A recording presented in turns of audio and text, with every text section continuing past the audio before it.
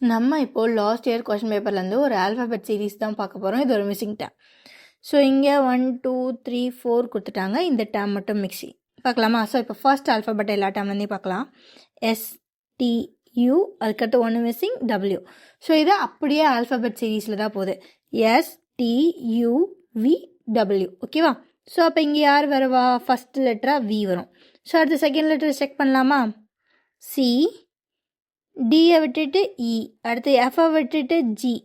அப்போ அடுத்து என்ன வரணும்? ஹெச்சை விட்டுட்டு ஐ வரணும். அதுக்கப்புறம் ஐக்கு அடுத்து ஜே விட்டுட்டு கே வரணும். எஸ் ஃபால் ஆகுது. அப்போ இங்கே என்ன வரணும்? ஜிக்கு அடுத்த லெட்டர் ஹெச், அதை ஸ்கிப் பண்ணிட்டு ஐ. ஸோ அடுத்து லாஸ்ட் லெட்டர் பார்க்கலாமா? டி, இயை ஸ்கிப் பண்ணிட்டு எஃப், எஃப்க்கு அடுத்து ஜி, ஜியை ஸ்கிப் பண்ணிட்டு ஹெச். அப்போ ஹெச்க்கு அப்புறம் என்ன?